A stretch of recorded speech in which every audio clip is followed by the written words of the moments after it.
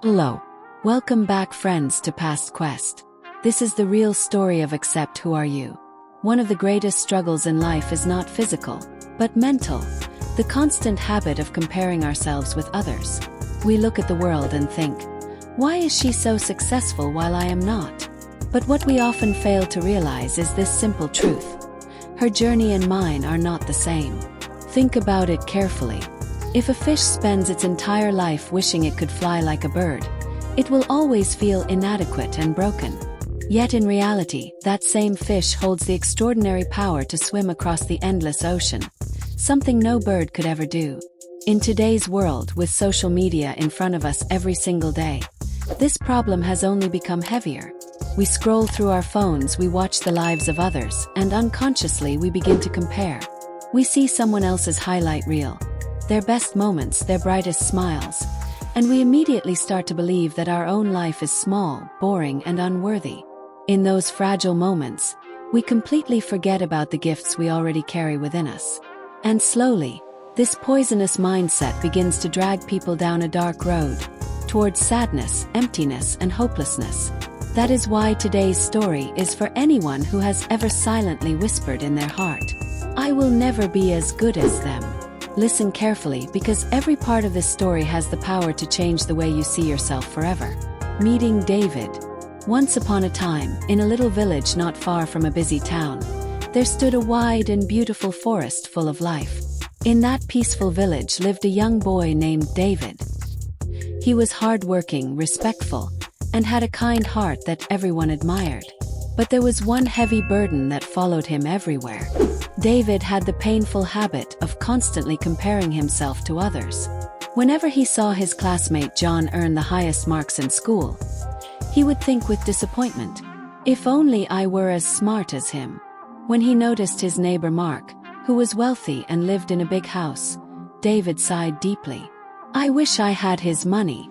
Then maybe I would be happier." Even during games, if someone ran faster than him, David would mutter under his breath, "Why can't I do that? Why am I always behind?" Day after day, these thoughts grew heavier inside his heart. They made him feel smaller and weaker. He began losing focus in school. He stopped enjoying the little things that once brought him joy.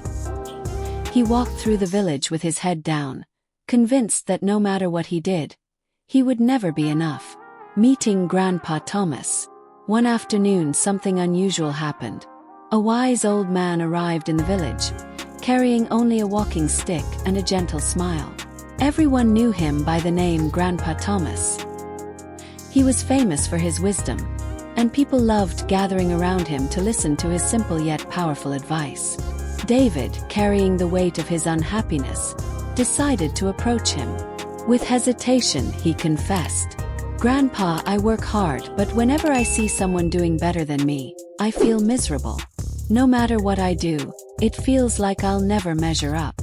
Grandpa Thomas listened quietly, nodding slowly, his eyes kind and thoughtful. After a pause, he smiled and said, "Come to the oldest tree in the village tomorrow morning. There you will find your answer." Lesson from the forest.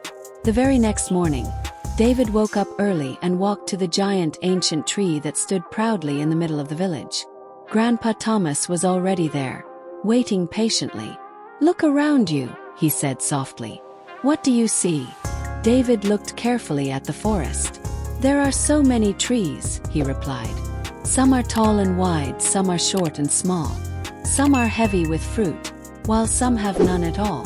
Grandpa Thomas nodded with approval. "Now imagine this," he said. "What if this apple tree looked at that oak tree and complained, 'Why am I not as tall as you?' Or if the oak sighed, 'I wish I had sweet fruit like the apple.' How would that sound to you?" David chuckled for the first time in days. "It would sound silly, Grandpa. Trees don't complain like that." Grandpa Thomas leaned forward and asked, "And now tell me, when you look at the whole forest together, how does it appear to you?"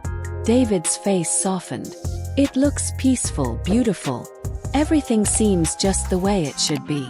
"Exactly," Grandpa Thomas said firmly. "Life is just the same. Every tree has its own strength.